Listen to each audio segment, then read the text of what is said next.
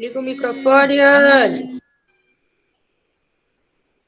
Boa noite, bem-vindas para a nossa 10ª aula. Então, hoje a gente vai tratar basicamente de investimento. Eu vou dar 3 exemplos para vocês.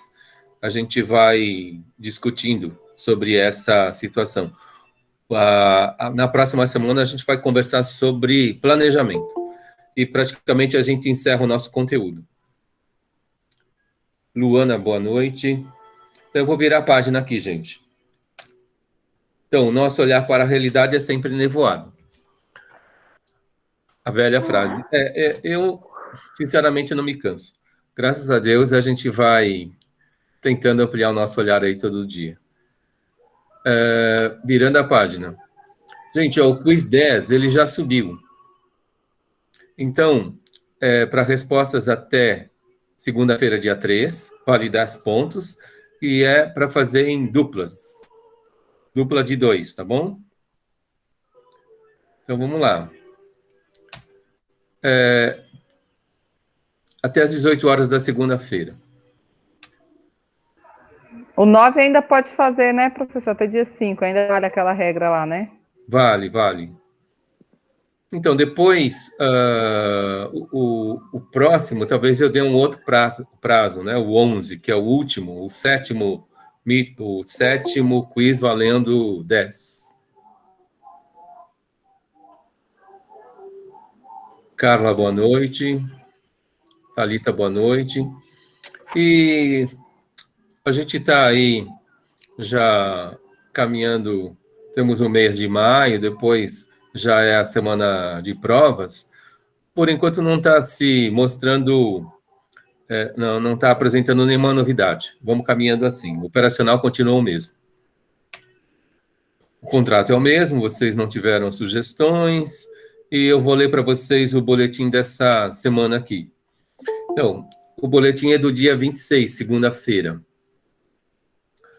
No intuito de aprimoramento da nossa comunicação, com toda a comunidade acadêmica, o começo aqui é igual, informamos que as seguintes orientações foram incorporadas pela instituição para esta semana. Pesquisa de satisfação, então tem um forms aí para vocês estarem respondendo. Ele é rapidinho, em 5 minutos vocês respondem.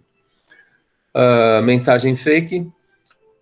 Teve uma mensagem aí falando sobre material didático da faculdade, e essa mensagem era falsa.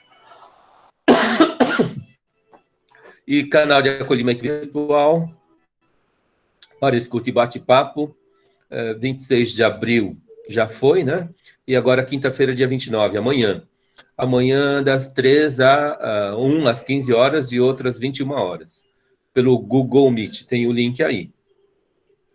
Então, o boletim dessa semana tem essas notícias aí. Virando a página. Então, passo 6, a gente vai estar falando de investimento. Vocês já receberam lá, numa aula anterior, o textão, que é um livro inteiro, né, do Mauro Halford falando sobre investimento. A gente vai falar de 3 cases lá que ele coloca. Boa noite, Vanessa. E vamos tentar esclarecer aí sobre investimento. Existem aí, hoje, no mínimo 10, e a gente vai estar comentando 3, mas a lógica para todos é mais ou menos parecida. Virando a página. O primeiro caso, que é o do carro, é o mesmo que aparece lá no livro dele, só que esse daqui está atualizado, né? Eu vou estar lendo aqui para vocês, para ajudar aí a leitura. Deixa eu ampliar um pouco.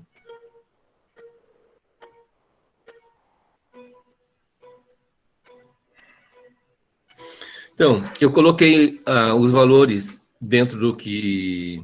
as propostas, né, dentro do que ele colocou.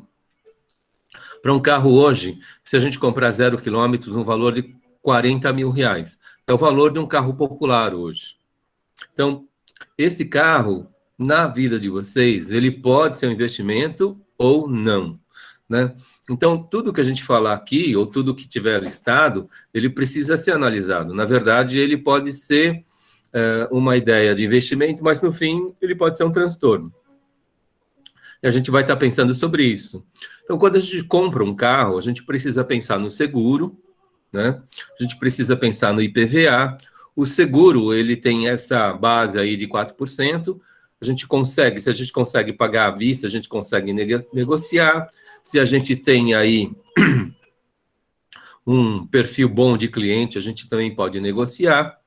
E esse valor de seguro de 4%, ele é o teto. IPVA 4%, isso é do governo. Dependendo do usuário, ele pode ter despesa de estacionamento, ele pode ter despesa de pedágio. Dependendo do usuário, ele tem aí mais ou menos despesa de manutenção. Em geral, o que acontece? 3% é o que se gasta aí num planejamento de manutenção programada.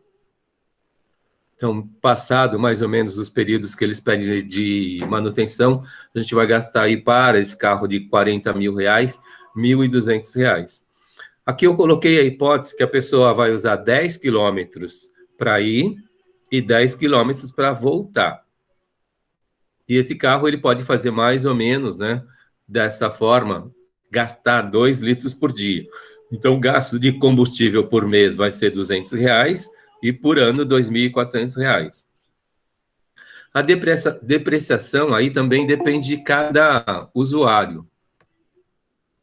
Se uma pessoa ela tem um uso muito longo, por dia ou por ano, então ela usa muito o veículo, o que acontece? Ela pode depreciar esse carro mais rápido. Então, ela pode ter a necessidade de, a cada 5 anos, mais ou menos, estar trocando de carro. Então, esse carro, ele deprecia 20% ao ano. Aqui eu coloquei, assim, mais um perfil feminino, né? Uma mulher, ela pode ficar com o carro durante 10 anos e cuidar bem desse carro, e aí a depreciação desse carro vai ser 10% ao ano, mais ou menos. Aí depende de cada situação. Tudo isso é parâmetro. Custo-oportunidade é aquela situação assim, esses 40 mil reais, eles vão sair de uma aplicação. E a pior aplicação é a poupança, que vai dar 0,5% ao mês. Então, esses 40 mil reais aplicados, 0,5% ao mês, ele dá 200% R$200 ao mês, que é R$2.400 ao ano. E uma pessoa que roda o carro, ela está sujeita a multas e eventualidades. Geralmente, eventualidades são acidentes, né? A gente rala o para-choque, a gente rala a porta, a gente rala a lateral, e aí pode dar um sinistro, e eu coloquei aqui esse valor de R$400 por ano, que vai dar R$33,33 por mês. Então, essa pessoa, ela, com esse carro de 40 mil reais, ela gasta R$15.760 por ano, que dá mais ou menos R$1.313,33 por mês. Tudo bem? Vocês podem interromper se alguma coisa não estiver clara, tá bom? Agora, essa mesma pessoa, vamos supor que ela toma 2 condições para andar 10 quilômetros, depois 2 condições para voltar mais 10 quilômetros, 4 condições ao dia, ela vai estar gastando aí mais ou menos, durante 20 dias, R$360 por mês. E depois vai dar R$4.320 por ano. Aí, qual é a conta que o Mauro Rauft pede para a gente fazer nessa situação? Vamos supor, entre a condução e esse veículo, essa pessoa, ela poderia estar guardando, né, arredondando aí, vamos supor que a despesa por mês, arredondando para cima, ela seria R$1.360. E a condução, R$360. De 1.360, eu tiro 360, sobra mais ou menos R$1.000 por mês. Ok? Entre uma situação e a outra. Aí, essa pessoa guardando R$1.000 por mês na poupança, com 0,5% ao mês, ela vai ter, durante um ano, no final de um ano, R$ 12.335. No final de 10 anos, que seria essa depreciação do veículo, ela teria, né, R$ 163.879,35. Acho que a Miriam levantou a mão. Pode perguntar.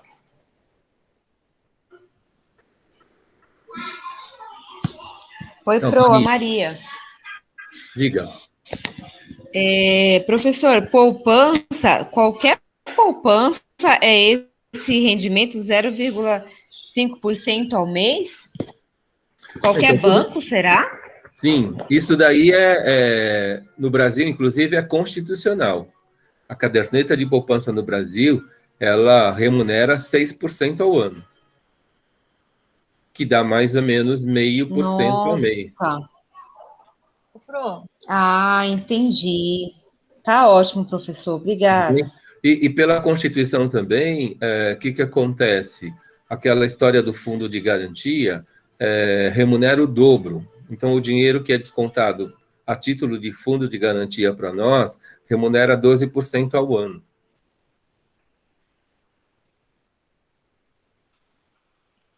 Tudo bem? E a referência é a poupança. E a gente sabe que, em termos de investimento, é o pior. Então, é o que nos ajuda a perder menos. Só aproveitando Professor, que a Maria uma pergunta. Toda vez que você perguntar, Maria, enquanto eu estiver fazendo a pergunta, você já abaixa a mãozinha, mas pode perguntar novamente.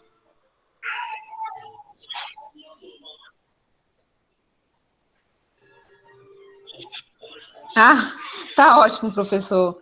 É verdade. Só mais uma perguntinha. Pois não. Professor, qual o caminho, assim, um exemplo para gente que não sabe investir, fazer investimento? Existe, assim, algum curso que a gente possa fazer para aprender a fazer investimento, essas coisas?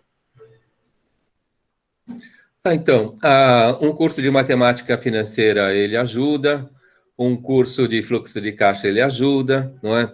E aqui, vocês estão tendo nesse módulo de gestão financeira, né, essa ideia. Se você faz o teu fluxo de caixa, você sabe se sobra ou se falta.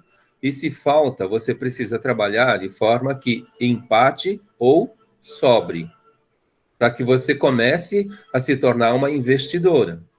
E a partir de R$ 200, você já começa a investir. Né? Com menos, você já coloca o dinheiro na poupança, né? Com menos de R$ 200. Letícia, boa noite. Então, o curso de matemática financeira, ele vai fazer durante 24 horas aí muitas contas e vai te dar uma ideia de contas para investimento.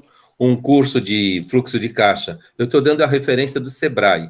O Sebrae, ele usa 24 horas para dar um curso de matemática financeira. Ele usa 24 horas para dar um curso de fluxo de caixa. Boa noite, Danilo. E são cursos aí que vão te ajudar. E depois, em tese, você precisa de uma assessoria, Maria, também, né? Se você começa a ter dinheiro sobrando, como os investimentos são aí mais ou menos 10, seria bom começar a contar com uma assessoria. Você começa com uma assessoria do teu banco, depois uma assessoria da tua corretora e, quem sabe, mais tarde, um banco de investimento.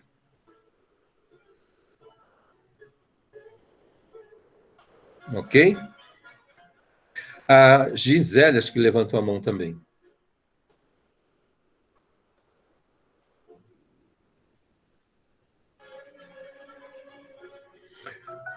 Na confrontação que o Mauro Halfler coloca aqui, na aquisição do carro ou da condução, nesse caso sobra. Uma pessoa, ela pode ter uma necessidade de deslocamento. Um professor, por exemplo, ele pode trabalhar em 2, 3 realidades. Se ele trabalha em 2 realidades, ele vai ter um deslocamento que, para ele, boa noite, Juliana, pode estar fazendo com que o fluxo de caixa seja positivo. Então, nesse caso, se ele tem aí a possibilidade de usar o carro, deslocar para ganhar mais dinheiro, tudo bem, aí é uma outra realidade. Um professor homem, ele consegue, dentro da minha experiência, pelo que eu vejo, ele consegue trabalhar em 3 realidades escolares, né? Uma professora precisa cuidar de casa, e então ela consegue trabalhar no máximo em 2 realidades escolares. E aí já fica puxado. Sempre a mulher, ela tem esse, entre aspas, emprego garantido, né, dentro de casa. Fala, Sueli. Está fechado o microfone. Inclusive tem uma senhora, eu vi uma reportagem essa semana, parece que até lá do Japão, da China, não sei, ela tem um zoinho puxadinho. Ela está tentando lutando aí para ver se a gente consegue um salário, professor. Porque trabalha tanto quem fica em casa, né? E é sempre a responsabilidade da mulher, né? Os afazeres domésticos. Então, eu tenho visto já há alguns anos, acho que quando foi 2005, eu ouvi uma palestra sobre família cooperativa. E a gente precisa, né, mudar essa cultura. E de uns 4 anos para cá, boa noite, Aline, tem um post que começou a circular, né? Então, o marido não ajuda, né? O marido, se ele faz alguma coisa em casa, na verdade, ele precisa fazer o que... ele não faz nada mais do que uma coisa que é obrigação dele, não é? Então, ele não está lá para ajudar em casa. Aquilo também faz parte do trabalho dele, essa é a ideia. Então, eu, aos poucos, também estou tentando trazer essa cultura. Então, muita coisa em casa, por exemplo, quase toda a louça então, é minha. E aí, não é uma ajuda que eu dou, é uma parte do meu trabalho dentro da minha casa. Alguma coisa na organização também, ou se eu tomar cuidado para não deixar menos coisas jogadas, eu não sou bom nisso, mas fica mais ou menos sempre no mesmo lugar e a gente vai se organizando. Então, não é... O marido não está lá para ajudar, ele está... Aquilo faz parte do trabalho dele, né? Então, ele precisa... O meu pai, que teria esse ano 95 anos, ele vem de uma realidade que ele não tirava um prato da mesa. Agora, hoje não é mais assim, né?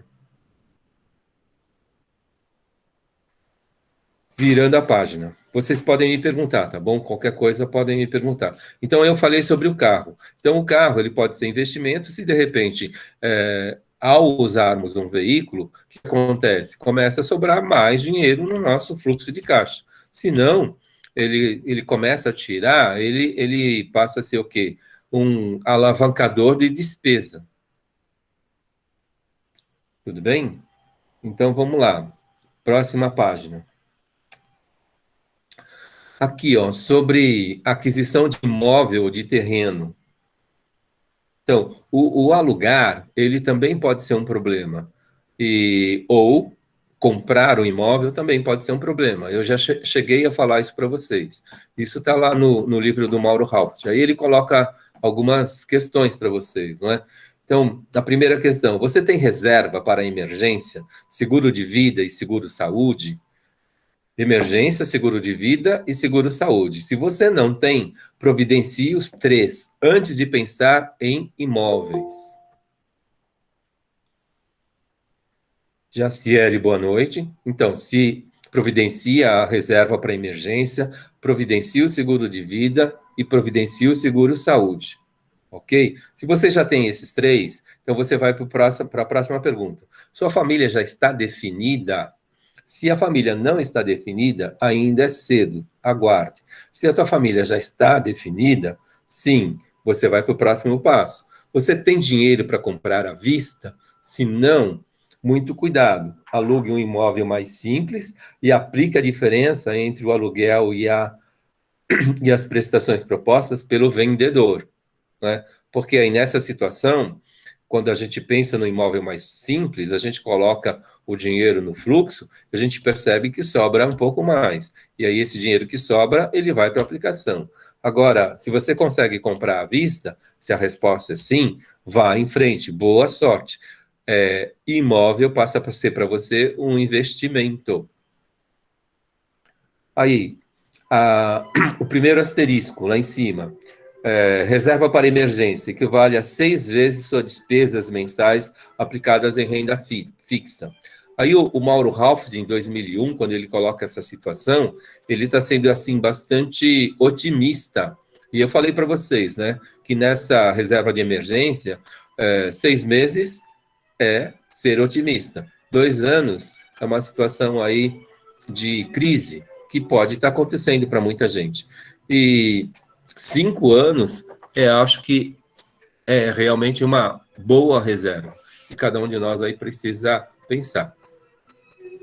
E na segunda parte, nos 2 asteriscos aí, o imóvel alugado deve ser mais simples que o imóvel pretendido para a compra. Muitas pessoas erram alugando o imóvel acima de suas possibilidades. E assim não sobra dinheiro para poupar. Então, são reflexões que a gente precisa fazer no caso do imóvel. O imóvel ele pode ser um investimento ou não.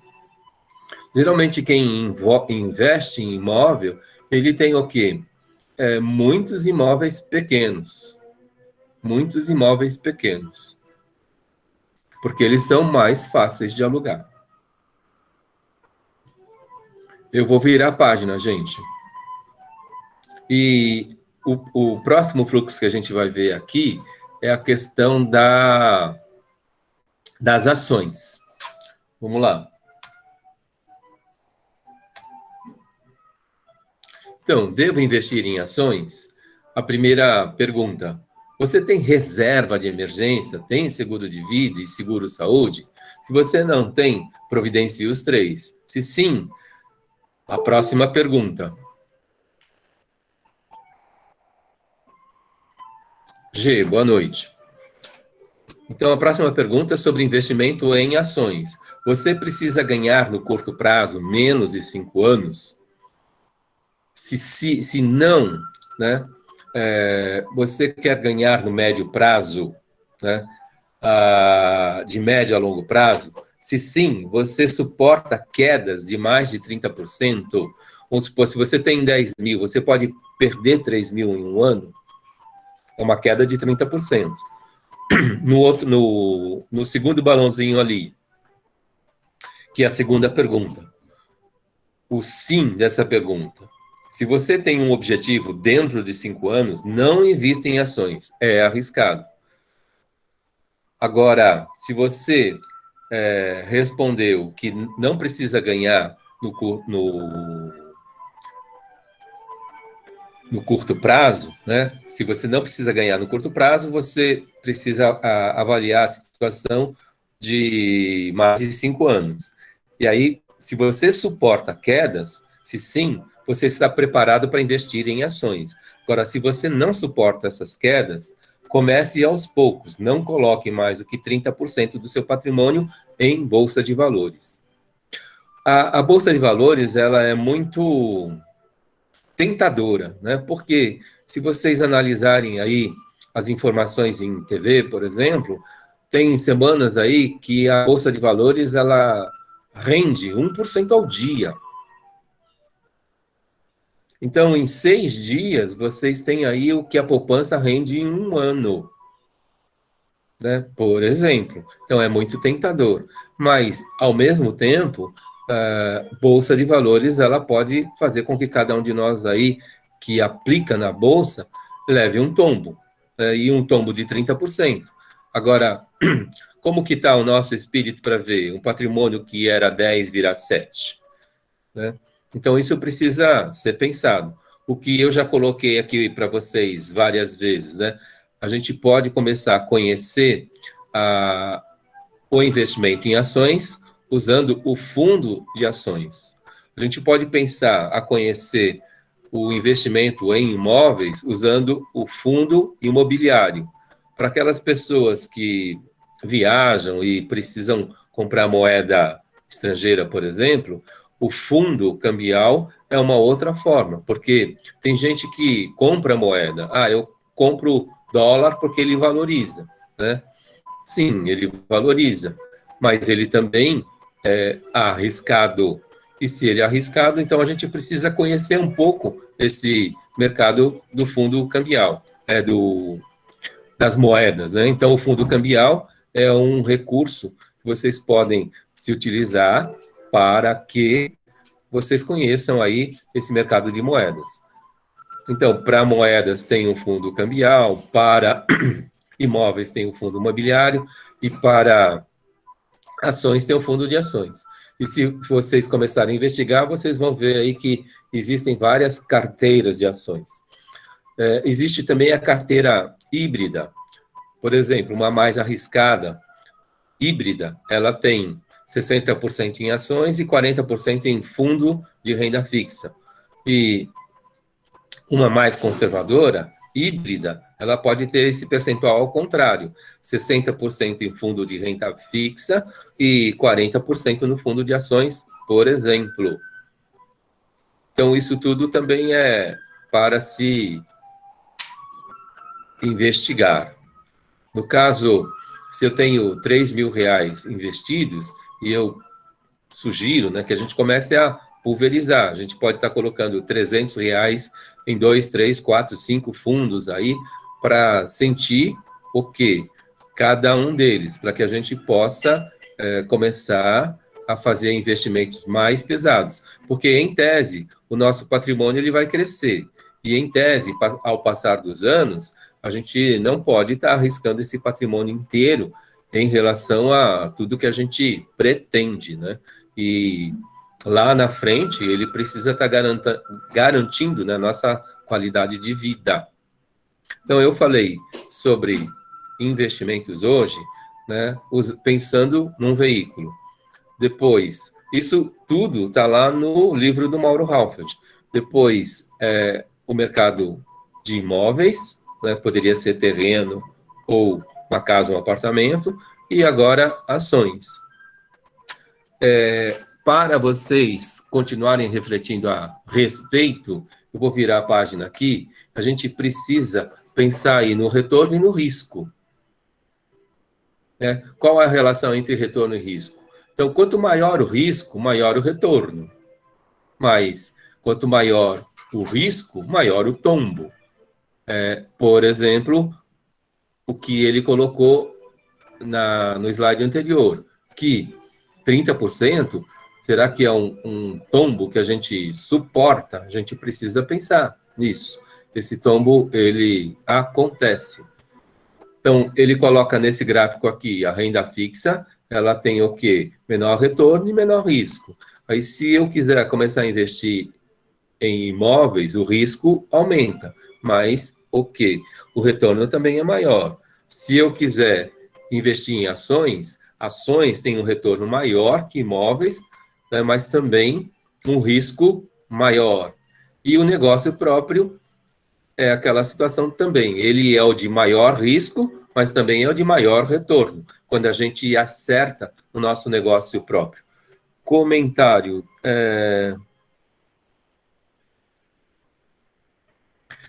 Daniela fala que na casa dela todos ajudam, isso é muito bom.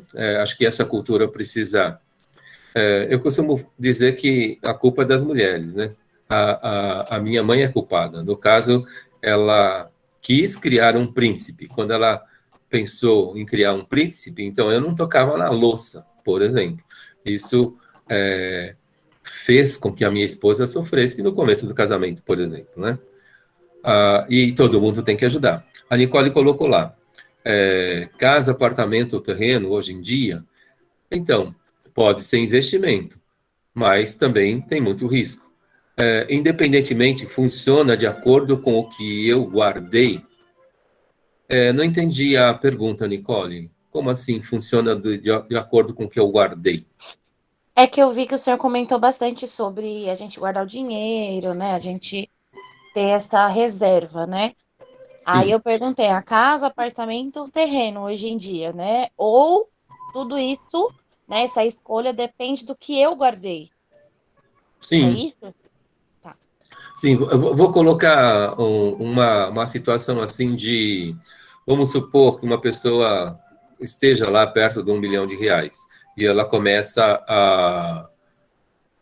como que é? A viver dessas rendas, não é? Então, ela pode ter um quinto desse valor, R$ 200 mil, num pequeno apartamento, que ele vai estar o quê? Alugado. Aí, a rentabilidade dele, como a gente já viu aqui, ele é pela valorização do imóvel e pelo retorno do aluguel, que é mais ou menos 1%. Então, dessa situação, eu já tenho um patrimônio que um quinto dele dá para comprar aí um imóvel de R$ 200 mil, então eu posso começar a diversificar nesse sentido. Não sei se isso responde a tua pergunta. Respondeu sim, Pro. Obrigada. Então, e eu posso pensar em investimento menor, não é? No caso, R$ 200 mil é um apartamento de mais ou menos 2 quartos, né? Num bairro menos central. Agora, a gente pode pensar num imóvel que seja menor, e aí, vamos supor, R$ 100 mil. E esse, numa boa praça, numa boa cidade, que a gente possa estar alugando, aí a gente está comprometendo, no caso do imóvel, 10% do nosso patrimônio, nesse exemplo de R$ 1 milhão, né? Ou se eu tenho R$ 500 mil, seria também o quê?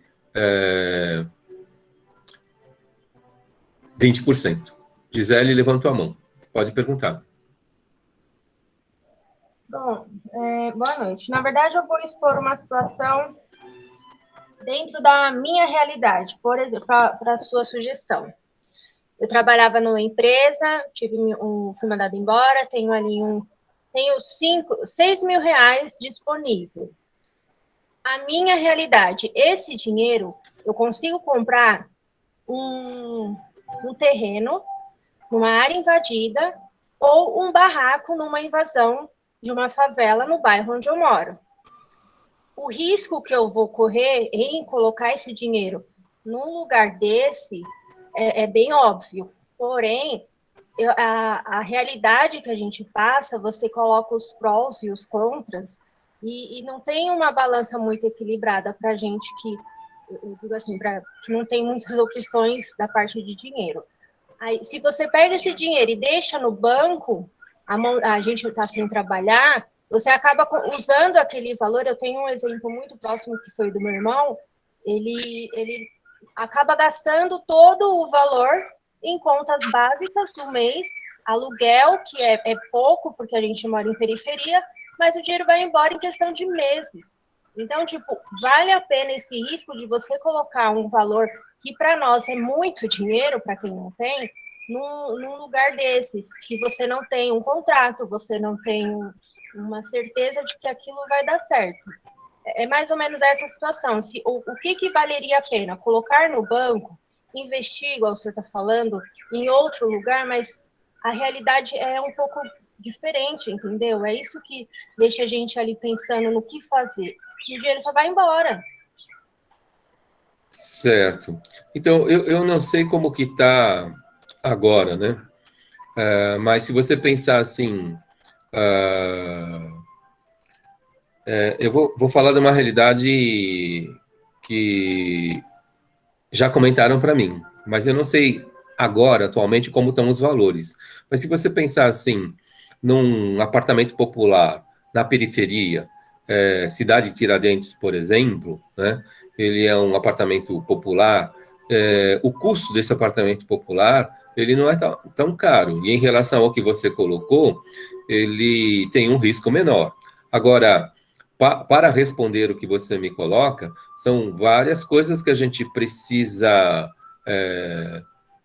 ponderar, né? São vários pontos que a gente precisa ponderar. A grosso modo, se eu tenho R$ 6.000 e eu não tenho agora uma outra renda, o que acontece? E vamos supor, eu coloco 100% desse valor num imóvel, e aí, como que eu vivo? Como é que eu faço o meu supermercado? Eu preciso pensar nisso. Eu tenho todo mundo tem uma despesa fixa para se manter, né? Que seria a questão de estar se alimentando e, no caso, se deslocando para procurar trabalho.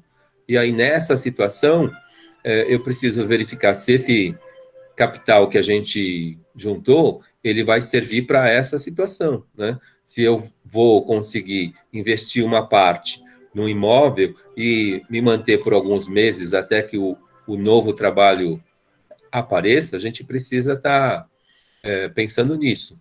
Uma coisa que eu já vi também, às vezes uma pessoa, ela procura muito aquilo que ela sabe fazer, né?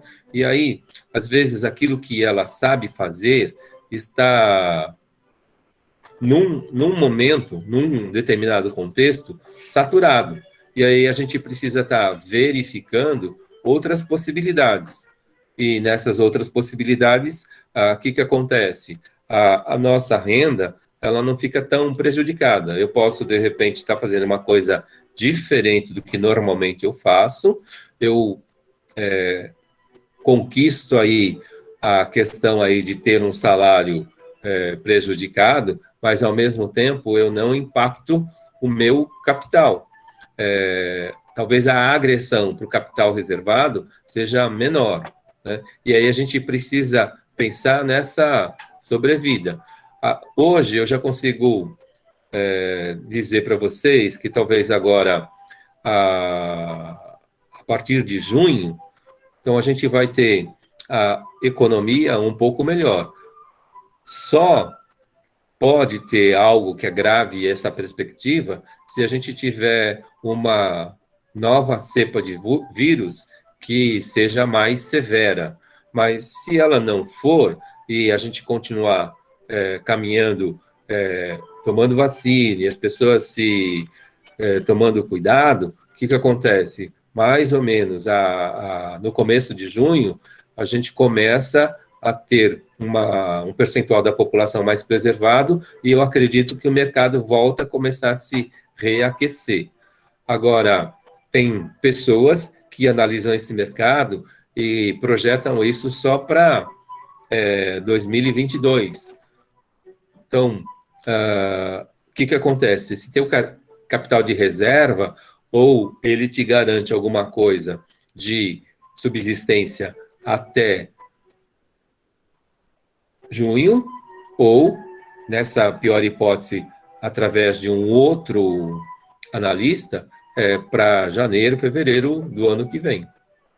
Agora, pegar 100% desse valor e comprometer num imóvel, ele não te ajuda na questão da subsistência. Mas, como eu falei, são várias coisas para se ponderar. Colocar todo o capital num tipo de investimento só é arriscado.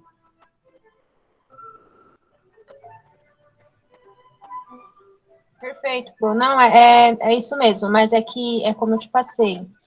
Se você mexe num pouquinho desse valor, você não consegue investir nesse risco que eu sei da compra de um lugar que você sabe que não seria o correto.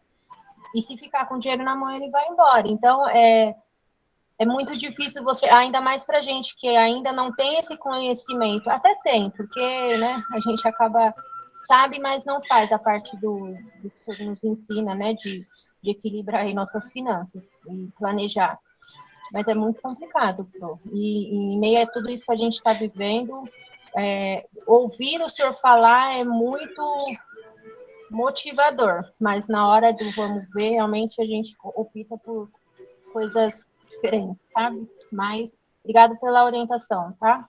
Tá. Então, Gisele, na questão do risco menor, e pensando de novo na periferia, e de repente algum imóvel legal, no Minha Casa Minha Vida, por exemplo, ele pode não comprometer todo esse capital, você pode, com parte dele, dar uma entrada e, de repente, você pode estar fazendo esse investimento no imóvel que eu já vi acontecer, por exemplo, essa situação de Cidade Tiradentes, né?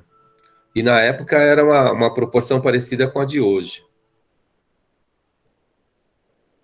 Eu ia até dar um exemplo, quando o senhor falou da Cidade de Tiradentes, tem alguns feirões que facilitam né, esse passo inicial aí para tentativa de comprar um apartamento, e realmente é na periferia que vai ter um valor mais acessível, assim, mais dentro da nossa realidade.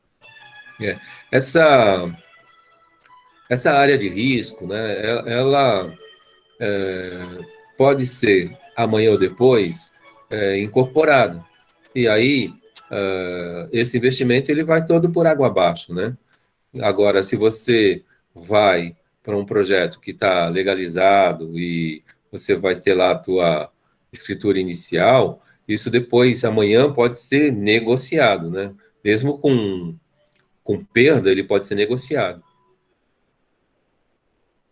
E talvez o comprometimento desse patrimônio seja bem menor.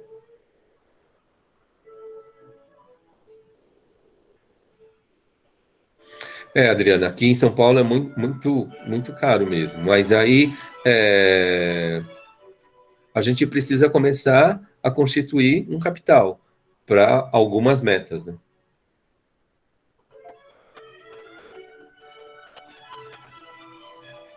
E, como eu falei, a gente precisa colocar no fluxo. E, colocando no fluxo, a gente precisa estar avaliando aí se a gente consegue diminuir algumas despesas, aumentar algumas receitas, mesmo que seja algo diferente do que a gente faça, a gente vai diversificando e vai se ajeitando ao mercado, até que a gente tenha aí uma nova oportunidade naquilo que realmente a gente sabe fazer.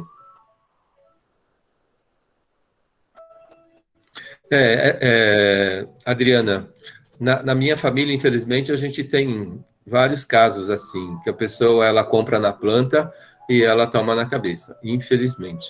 E aí a gente, como gato escaldado, a gente toma cuidado. Então, para todo mundo que nos pergunta, a gente não aconselha comprar na planta, porque tem risco mesmo.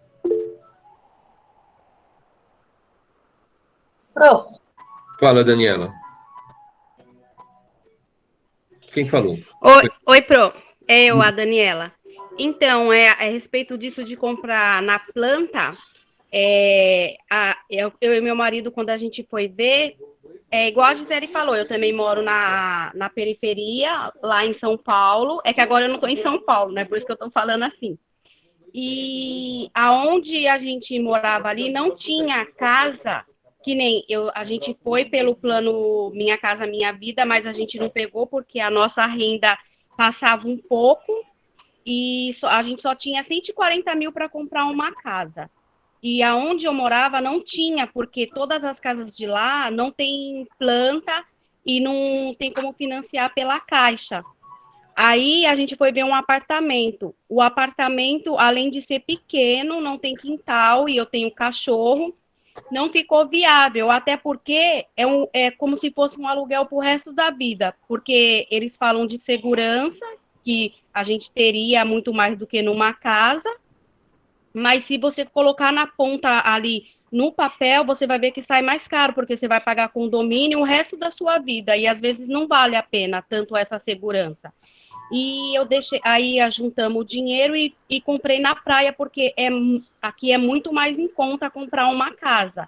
Eu comprei uma casa por 130 mil e com um quintal enorme, 2 quartos no caso, e coisa que eu não compraria em São Paulo, de maneira nenhuma.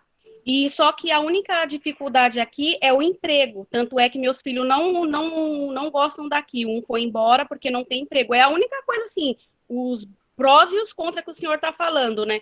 Eu comprei a casa, mas aonde eu comprei não tem emprego. Então, é como se também não adiantasse muita coisa, mas eu acho que comprar na planta, assim, não é muito viável, não, porque se você depois for ver, você vai pagar o mesmo valor que uma pessoa for comprar depois.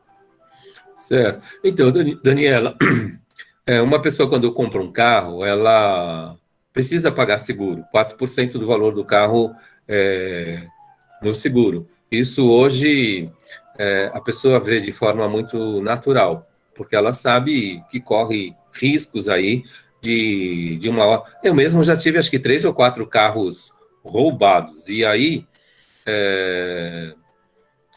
de uma hora para outra, se fosse esse carro de 40 mil, ele viraria pó, né? Porque alguém roubou o carro. E eu tive também, né, nesses 6,4 anos de vida aí, 2 carros com PT, perda total. E aí, nesse caso, o que acontece? De novo, o nosso patrimônio ele vai para o espaço. Aí, quando você fala do condomínio, né, o condomínio é como se fosse mesmo um seguro, né? E aí, a gente precisa colocar o condomínio na conta mesmo. Muitas pessoas acabam trocando de apartamento por causa de um condomínio mais em conta, né?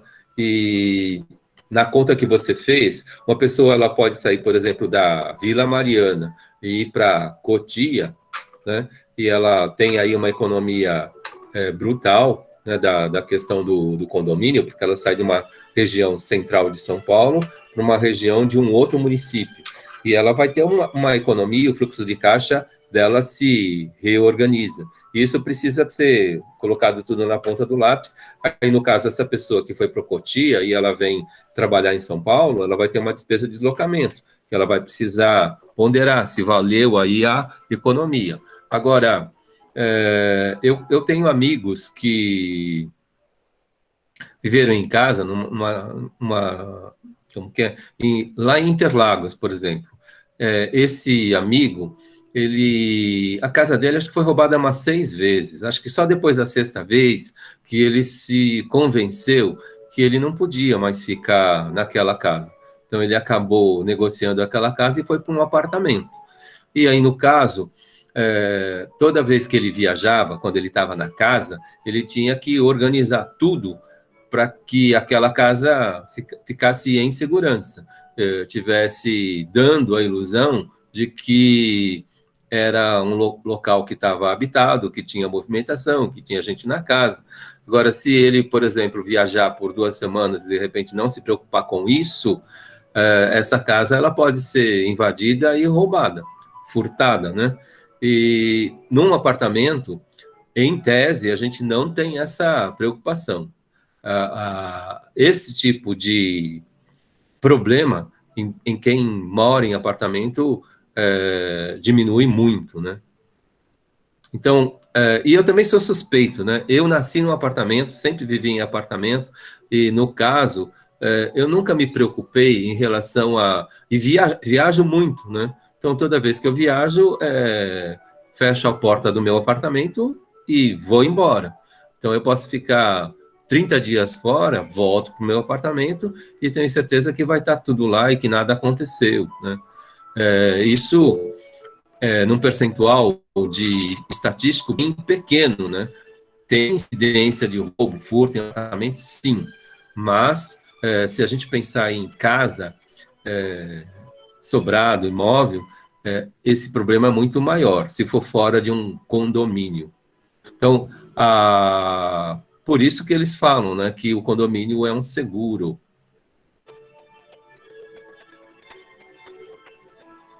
Perguntas aí, Daniela? Ô, professor, tem o risco de incêndio também, que é contratado no seguro. Muitas vezes as pessoas não contratam só por conta de roubo e furto de bens, né, dentro do imóvel, mas também por causa de incêndio e também por assistência também, tá? Ah, sim. Então, aí com certeza a questão do incêndio está na conta e depois também a questão da assistência. Agora, a questão do incêndio, ela já é na estatística já é bem menor, né? É um Eu, sinistro bem menor do que o roubo e o furto. como eu vendo seguro residencial e automóvel, né? No caso do residencial, no apartamento, as pessoas compram bastante esse produto. Ah, sim, Justamente já pensando no incêndio, né? Nunca se sabe o que pode acontecer. certo. Então, precisa ser pensado. Tem esse lado. E depois também tem a questão, alguns seguros aí, eles têm, tá atrelado no pacote, a questão de saúde, a questão de Funeral. o marido de aluguel, né? Que de repente ele pode fazer pequenos reparos na sua casa. Então, tudo isso passa a ser benefício para uma apólice de um seguro A, B ou C.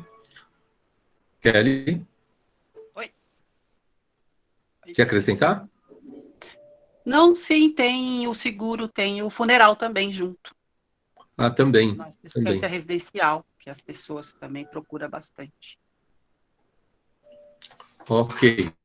Então, eu vou virar a página, mas, gente, ó, qualquer tipo de investimento, ele pode, pensando em maior retorno, ele tem mais risco, né? E o negócio próprio sempre é uma possibilidade. Virando a página aqui, um último conceito. Aqui, ele traz 9 exemplos, né? 9 exemplos. Existe aí o que eu falei aí do fundo híbrido ou do mercado modular, mas a gente pode pensar assim, dinheiro vivo seria o quê? Investir em moeda. Então, eu posso ter debaixo do meu colchão alguns dólares, por exemplo, né? Depois a caderneta de poupança, um segundo momento. Depois o fundo de renda fixa, o ouro, o fundo de ações, ações no Bovespa, imóveis urbanos, imóveis rurais e negócios próprios, ok? Então, aqui tem 9 exemplos. E a gente atualizando para hoje, tem o multimercado. Então, seria um 10º tipo de investimento. Agora, a gente precisa pensar nessas situações a questão da liquidez, né? O que acontece? Numa emergência, dinheiro vivo é dinheiro vivo, e ele vai nos atender naquele momento, né? Então, qual é desses investimentos o de maior liquidez? O dinheiro vivo. E depois, à medida que a gente vai lendo aqueles itens, o que acontece? A liquidez é cada vez pior, né? Para transformar, por exemplo, ouro em dinheiro, demora algum tempo. O fundo de ações, ele demora uma semana para ser dinheiro na tua mão, né? E um imóvel, de repente, ele pode ser um elefante branco. Se, de repente, eu preciso fazer dinheiro num imóvel, às vezes pode demorar 6 meses, 1 ano, 2 anos, para que a gente venda aquele imóvel. Um terreno aí rural também, dependendo da localidade, ele pode ficar empacado durante anos, né? Ele pode valorizar muito, mas o entorno fala, não, ele valorizou demais, mas vai tentar vender aquele terreno, você não consegue, né? Então é muito complicado. E o próprio negócio próprio também, se a gente montar uma padaria, por exemplo, para vender essa padaria para alguém depois, no mínimo aí 6 meses se você achar o comprador, né? Então, isso são exemplos. Então, a liquidez, quando a gente pensa em investimento, ela precisa ser também refletida. Então, a gente tem um retorno para bons investimentos, mas quanto maior o retorno, maior o risco. Agora, dependendo do tipo de investimento, ele pode ter uma liquidez maior ou menor. E aqui a gente tem 9 exemplos. E quando eu falo atualizando, quando o Mauro Halbert escreveu esse livro em 2001, ele não tinha lá a questão do multimercado. E a gente pode pensar em aplicações aí que tenham uma cesta mais híbrida aí. Falando de investimento, gente, basicamente é isso. No livro, ele trata de vários. E esse livro vocês têm aí no portal, ele está em PDF. Segundo a Sueli e segundo a G, elas gostaram da leitura. Eu também acho que não é uma leitura difícil, ele tem uma linguagem, assim, muito interessante, e eu aconselho. Falando do Quiz 9, né, a gente teve entre vocês 2 pessoas que, infelizmente, não tiveram aí nenhum legado em relação ao curso. Mas, de novo, se cada um de nós começar, perdão, a cuidar melhor desse nosso rico dinheirinho, acho que passa a ser aí um bom legado para todas vocês.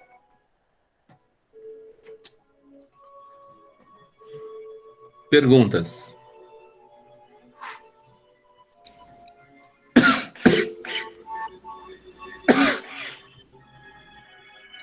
Gi? Foi tranquilo. Eu ia te fazer uma pergunta, falar para o senhor beber água, que o senhor está com uma tosse seca, e perguntar se o senhor presta consultoria gratuita para nós, estudantes. Então, eu prefiro trabalhar de forma voluntária, Gi, né? Então, trabalhando de forma voluntária é gratuito. Tá bom. E ia perguntar para o senhor se o senhor viu algo relacionado ao Pix, que eles estão querendo lançar algo, porque eu vi uma propaganda deles falando que a taxa deles é melhor do que a da poupança. Essa é uma das frases que eles usaram, eu não me lembro onde eu vi, acho que foi no Facebook. Não sei se é real, ia perguntar se o senhor viu algo. Então, na minha concepção, tanto o Pix como o Bitcoin, Bitcoin ele não é tão novo, mas na minha concepção, Bitcoin e Pix são novidades, né? E aí, sendo novidades, eu não tenho muita informação. E a situação é que, em relação ao Bitcoin, acho que o risco é muito grande. Agora, em relação ao Pix, eu tenho um pé atrás, né? Porque existe um risco, esse risco se mostrou agora, parece que a lei agora está dando garantia para todo mundo que está tomando na cabeça em relação ao Pix, mas o que acontece? Eu tenho uma experiência aí de 7 anos de trabalho em banco, né? Eu sempre dei aula, mas quando a gente fala em bico, no meu caso, eu tive 7 anos de bico aí trabalhando em banco. E a gente conhece, né? O que eu conheço aí de matemática financeira foi na prática, né? E as questões de investimento e tudo mais foram na prática. E, em tese, o banco fala que o Pix ele é gratuito, mas eu acho que ele é gratuito por hora. Daqui a pouco o mercado se assenta melhor e o que acontece? Ele passa a ter custos, né? E a gente precisa estar olhando aí melhor essa situação. Então, eu não tenho uma opinião ainda séria, né? Tenho certa, né? Não tenho uma opinião certa ainda, porque tanto um como o outro, do meu ponto de vista, é novo. E eu preciso estudar um pouco mais os dois assuntos. Fala, Professor. Pode falar. Eu acredito, eu sei lá, eu não, o senhor entende melhor que eu, que o senhor trabalha em banco, né? Mas eu acredito eu já trabalhei, não trabalho mais. Ah, tá. Que com essas plataformas agora de bancos virtuais, né? E a tendência do Pix é por quê? É porque eles, para diminuir o uso de pessoal, eu acho que não vai ter cobrança assim, não. Se tiver alguma coisa bem significativa. Assim,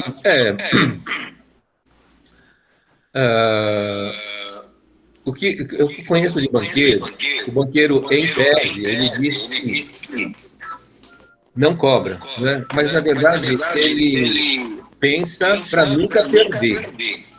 Ele sempre quer ganhar mais. Se você olhar todos os balanços de banco aí, a cada trimestre de balanço, eles sempre estão ganhando, estão sempre reclamando. Então, eles não fazem nada para perder. Agora, se de repente o mercado ele se transformar um pouco, aquilo que é gratuito passa a ser cobrado de um jeito ou de outro. Pode ser inicialmente baixo custo, mas ele pode ser cobrado.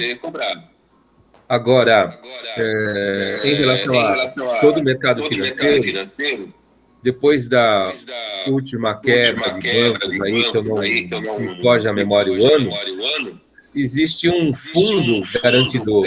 Esse fundo garantidor, ele nos dá mais tranquilidade em relação a vários bancos que existem por aí, né?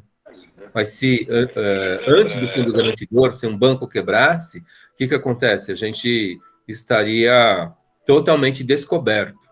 O banco quebrava e a gente quebrava junto.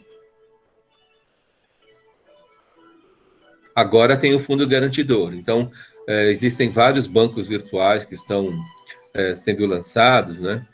E acho que eu não investiguei, mas quase todo banco virtual ele tem um grande banco por detrás dele como sócio. Sim, e eu acho que eles ganham muito em parcerias também, né? Porque, tipo assim, com o Pix, você passa o Pix de um banco para o outro, a recarga de celular, você tem as vantagens que as empresas dão, tem um determinado banco, que nem o Seis Bank mesmo, se você faz uma recarga por ele, da TIM, você ganha 4 GB de internet. Eu acho que eles fazem essas parcerias, eles acabam ganhando nisso também. Assim, então, toda parceria, ela precisa trazer para bancos algum tipo de vantagem, né? Então, aí, no mínimo, pode ser fluxo, né? E se o banco ele tem mais fluxo, ele tem mais capital para poder girar e fazer mais dinheiro com o dinheiro dos outros. Sim.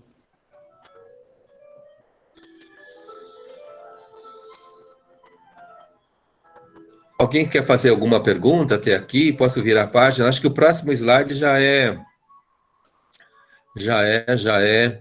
a avaliação da aula de hoje.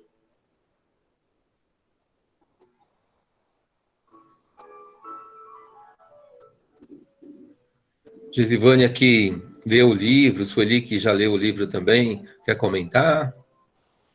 Ai, professor, agora o último que eu li, eu amei, assim, a expectativa dela, a forma que ela mostrou, como ela trabalhou, né, para construir o livro dela, o que é os objetivos.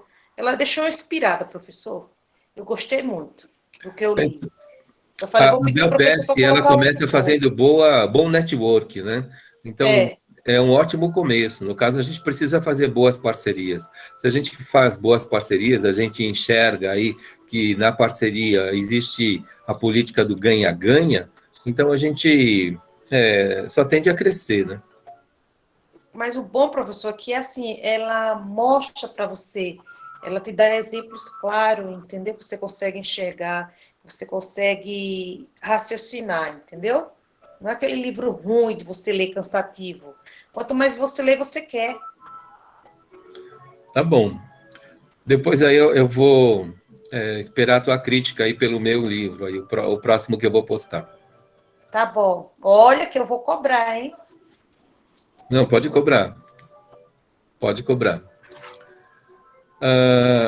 Gente, eu vou virar a página, mas vocês podem perguntar aí na avaliação da aula, vocês podem... Acho que é isso mesmo. Virando a página aqui, é a avaliação da aula de hoje. Vocês podem jogar pedras aí, por favor. O Quiz 10, ele já está no ar para vocês, tá? E é para fazer em duplas.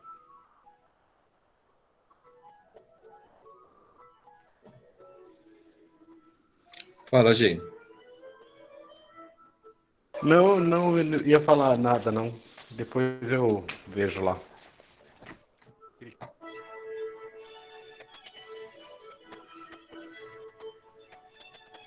Parou um pouco os cálculos na sua aula, pelo amor de Deus?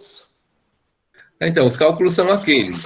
Nesse Quiz 10, a parte de cálculo está dobrada. mas na prova conclusiva não vai estar dobrado. É só para que na aula passada vocês pediram mais treino, né? Então, como eu falei, a matemática financeira são 24 horas aulas direto. E aqui, para um gestor financeiro, a gente trabalhou aí, acho que 3 horas, né, dedicadas para cálculo G. E a gente trabalhou a base, a gente não trabalhou tudo, né? Eu quero trazer para vocês aí um pouco sobre a reflexão da inflação numa aula dedicada. Mas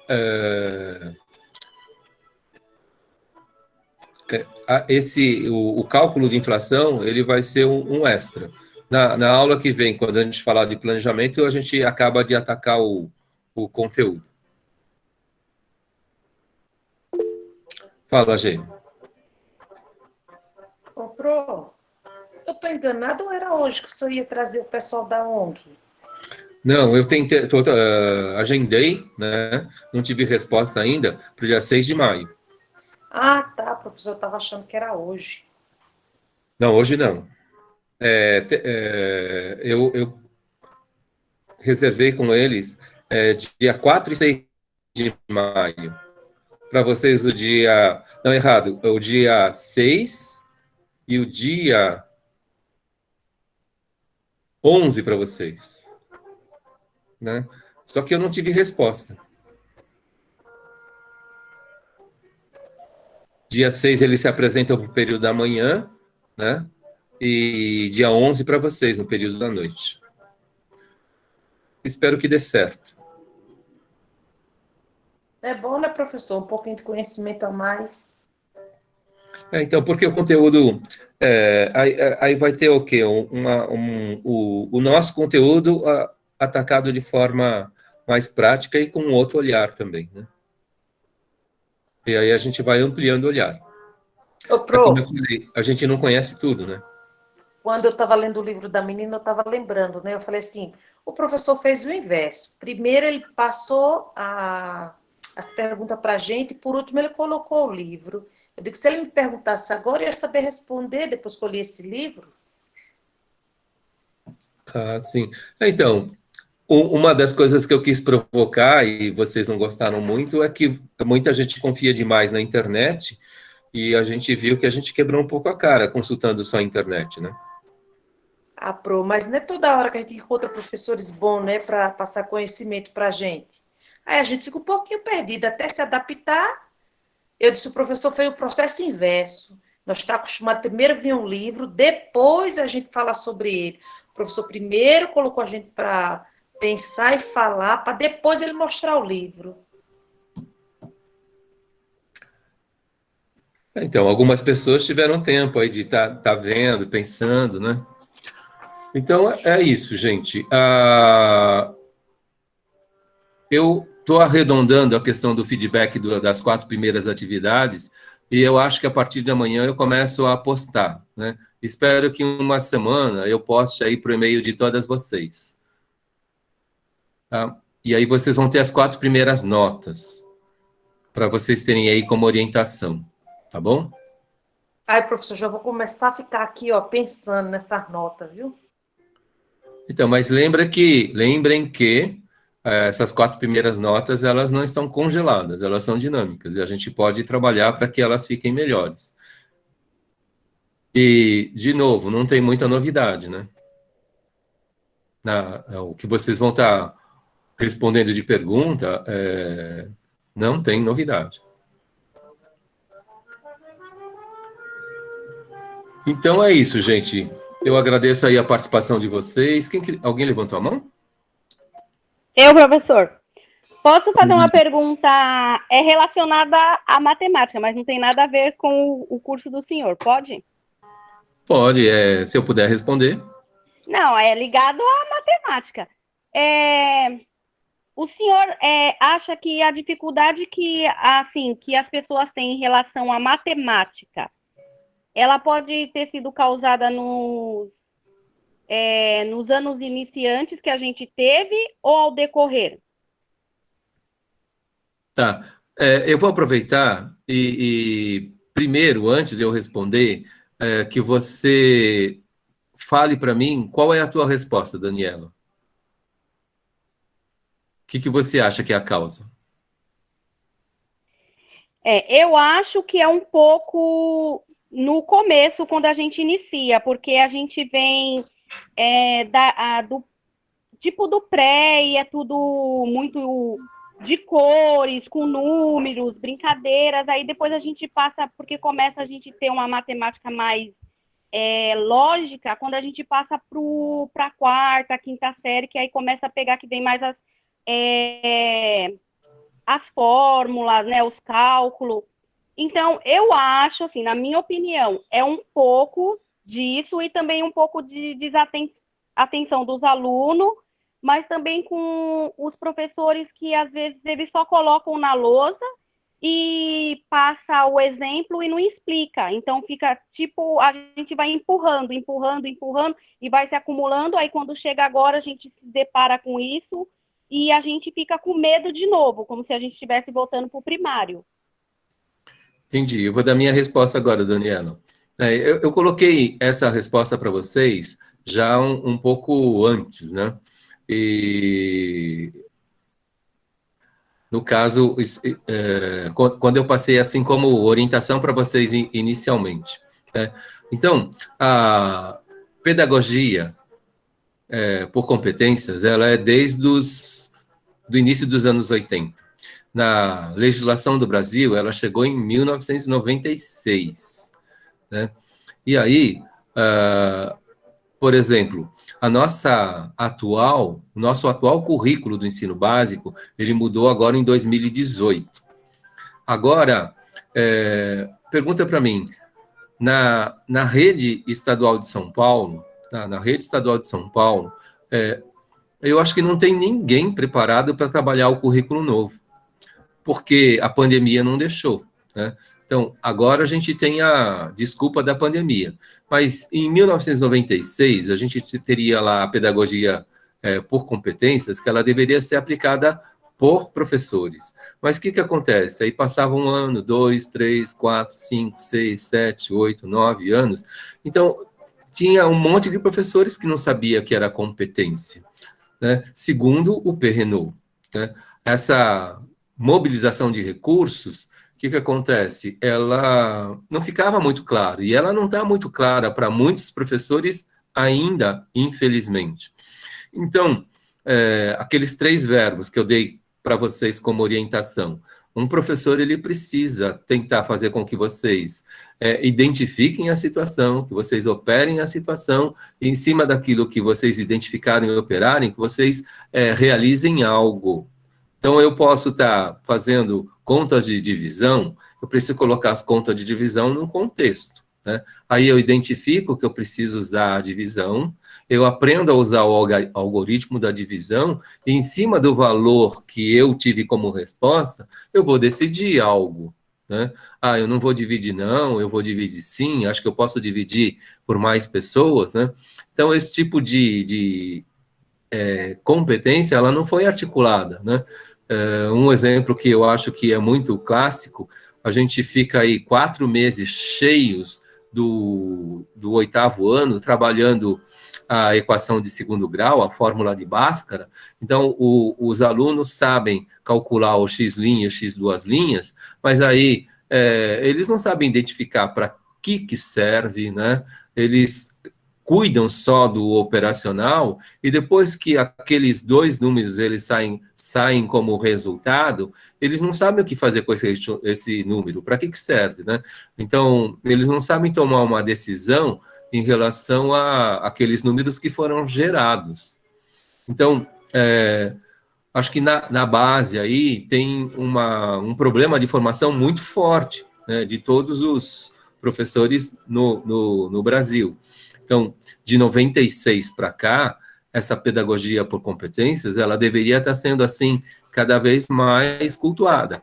Em relação ao ensino tradicional, eu acho que é um avanço. Essa dificuldade que as pessoas têm com a matemática hoje é porque elas ficaram sendo preparadas muito no sistema tradicional. Não sei o que você acha dessa resposta, Daniela. Não, é isso mesmo, professor. É que eu li um artigo, é que a gente está fazendo um trabalho. Aí eu li num artigo que um professor, ele fala assim, que a matemática, quando o aluno ele está aprendendo aquele, vamos supor, igual o senhor colocou aí a fórmula de Bhaskara, o aluno está aprendendo, aí na semana que vem já vai entrar uma outra coisa que está no currículo, que precisa ser colocado para o aluno. Então ele falou que o aluno, vamos supor assim, o senhor dá a matéria, ela vai ficar umas 3 semanas, e quando o aluno já está conseguindo entender aquilo, pum, muda para uma outra. Aí vem uma outra fórmula, outro jeito. Então, ele falou assim que que 50 minutos numa sala de aula não é suficiente para aprender matemática. Aí, que nem ele falou assim, que as pessoas colocam assim, só aprende matemática aquele que pode e aquele que é inteligente. Aí ele falou que não, que quando a gente já pensa assim, a gente auto se sabota, que a matemática é exercício, exercício, prática e prática. E tempo. Ele falou, o mesmo tempo que você vai levar nas outras matérias, você leva na matemática. É um tempo. A diferença é que a matemática é a atenção. O senhor concorda com ele? Daniela, eu não concordo, né? Porque, assim, com certeza a gente precisa de tempo, mas a gente precisa de tempo com qualidade, né? Então, existe uma forma de você aprender matemática, por exemplo, eu vou dar o exemplo mais clássico, que é o método Kumon, né? Então, a mesma conta, eles pedem para você fazer 1000 vezes, e a pessoa, ela fazendo a mesma conta 1000 vezes, ela está o quê? Cuidando da parte operacional, mas ela não sabe ainda por que ela está fazendo aquilo e do número que é gerado, o que a pessoa tem que fazer com aquilo. No exemplo que eu dei da fórmula de Bhaskara, do currículo, não é? Ele não é um exemplo que em 1, 2 aulas ele se esgota, né? No caso, o tempo que os professores dedicam para a fórmula de Bhaskara no currículo básico do Brasil é 4 meses. 4 meses fazendo a mesma coisa. E 4 meses cuidando só do operacional. E aí, a pessoa... eu fiquei perguntando 9 anos, né? 9 anos, para que usa essa fórmula de Bhaskara? E eu perguntava para professores de matemática, em oficinas de capacitação para professores de matemática. E acho que os professores, eles achavam que eu estava tirando uma da cara deles, né? Esse japonês está tirando uma da minha cara, né? Ou eles não sabiam, ou eles achavam que eu estava tirando uma da cara deles. Mas eu realmente, durante 9 anos, quando eu fiquei perguntando sobre a fórmula de Bhaskara, o que acontece? Eu não sabia para que servia. Sueli levantou a mão também. Ô, professor, hoje eu estava vendo um curso para ver essa forma de Bhaskara. Ela seria para encontrar o eixo do gráfico? Não, a fórmula de Bhaskara, ela acha o 2x', né? 1x' ou nenhum x', né? E todos esses x no eixo de x, eles são referências, Sueli.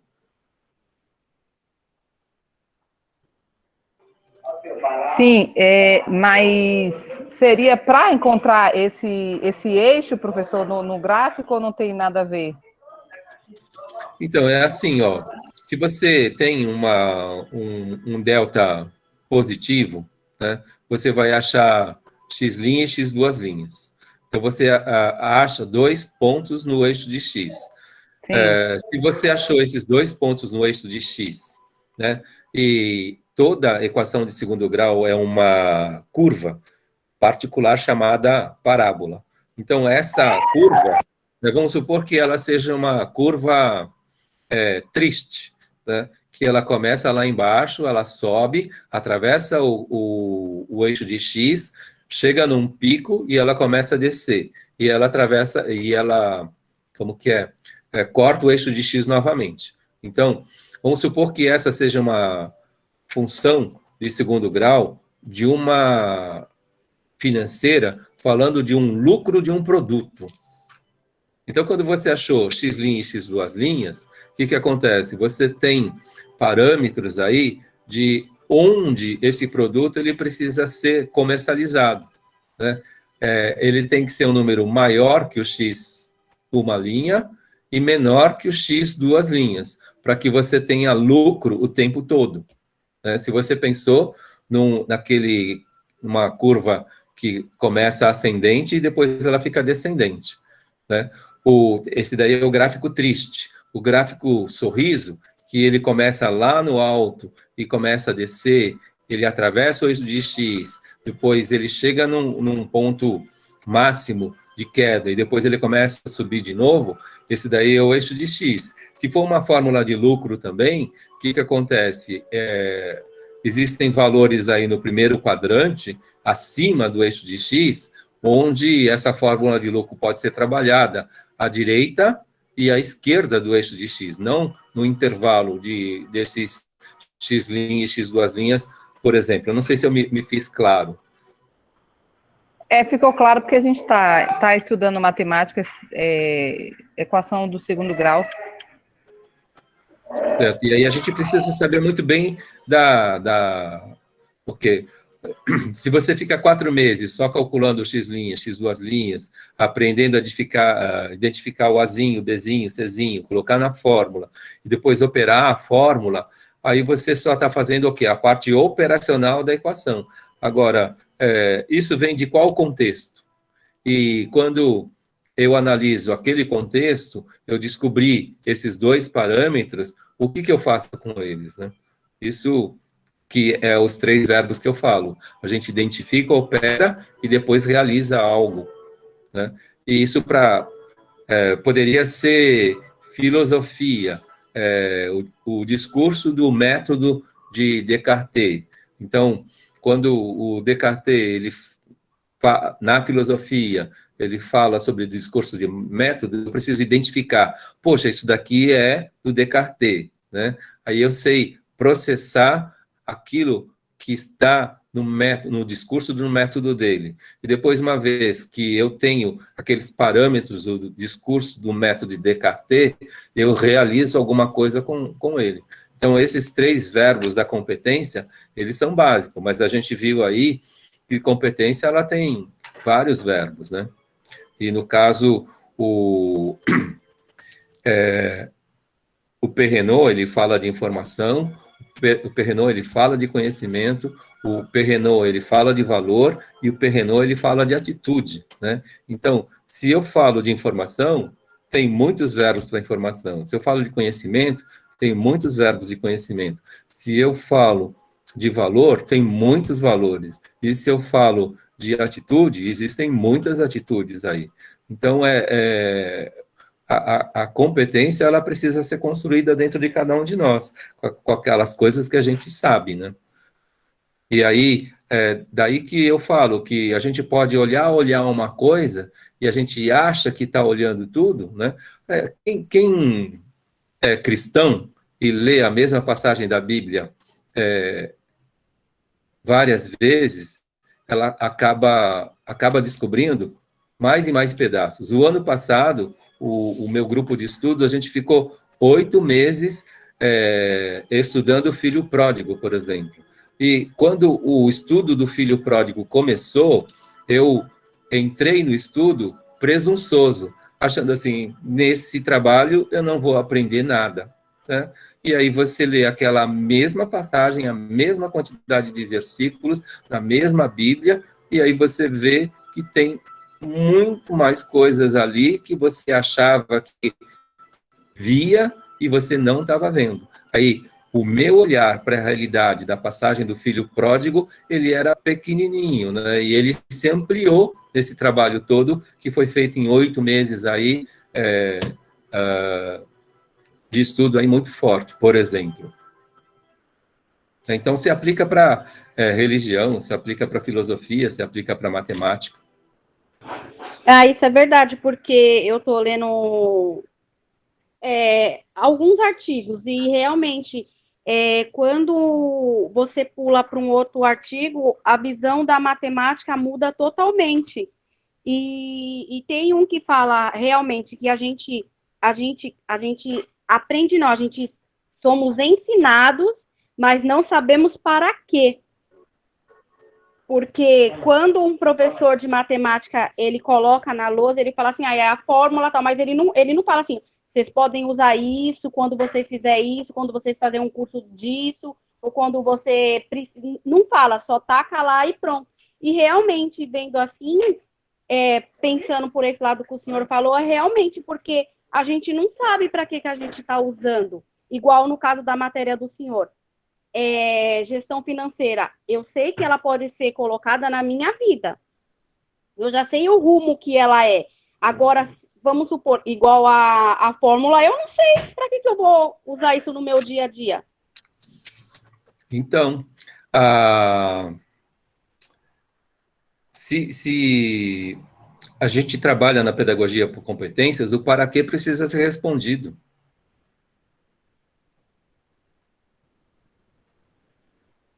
É verdade, professor. Se a gente não dá a resposta do para quê, então, uma resposta que é clássica e ela diz muito pouco, né? E vocês devem ter ouvido muito, o pessoal falava assim, para o vestibular vai cobrar isso de você. Ou para a sua vida, né? Ou para você ser uma pessoa melhor. Então, mas aí poderia ser... Eu tive a felicidade de estudar com o Fernando Trota e a equipe deles. Eles vieram da USP para a faculdade onde eu estava, fazer um trabalho alternativo, e o Fernando Trota, ele é o pai da matemática aplicada no Brasil, né? Então, o Imenes, que é um cara da equipe dele, ele foi o primeiro cara que levou a matemática para a televisão, né? Então, trabalhar a matemática, assim, dessa forma audiovisual, o Imenes foi o primeiro, e depois ele fez escola, né? Muita gente aprendeu. Tem vídeos que são do Imenes até hoje, e que são fantásticos, né? Então, os meus professores foram o Trota, o Imenes, o Leles, o Jacubo. Esses caras são todos autores, né? E eles trabalham o quê? A matemática aplicada, né? Então vou dar uma pesquisada. Eu vou roubar essa fala do senhor aí. Posso pôr lá no trabalho? Pode sim. E gente, eu conheci essa equipe em 77.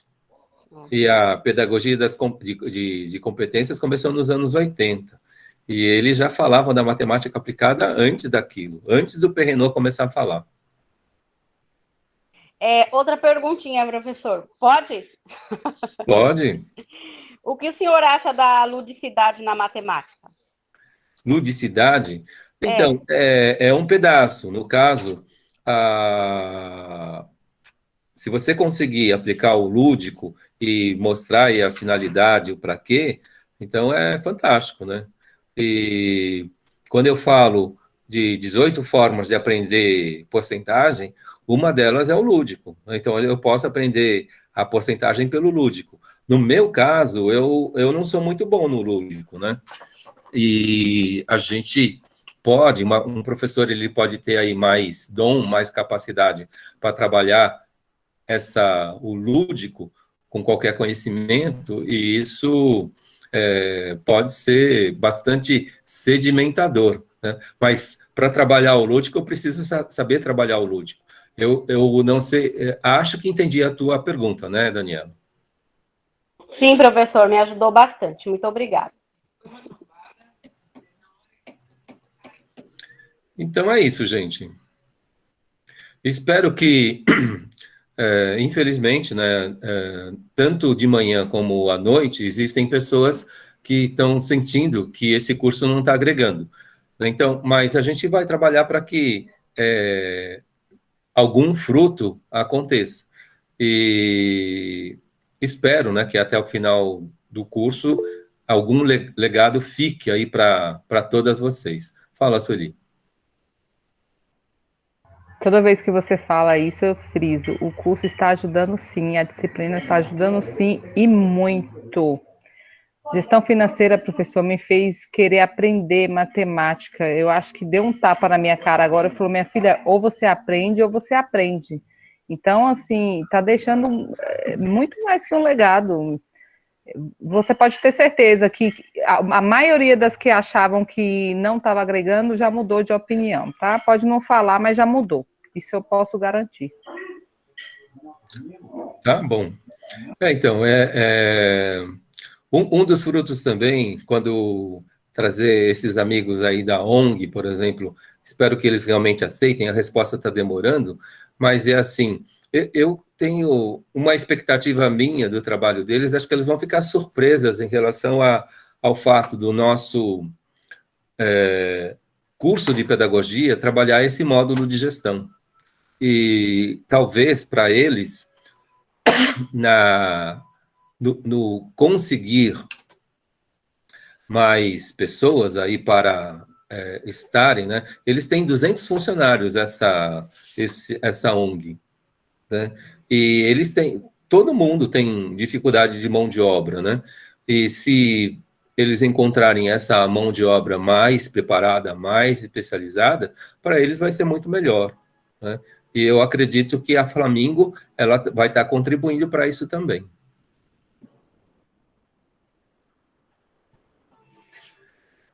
Então é isso, gente. Eu vou interromper a gravação. Não posso esquecer.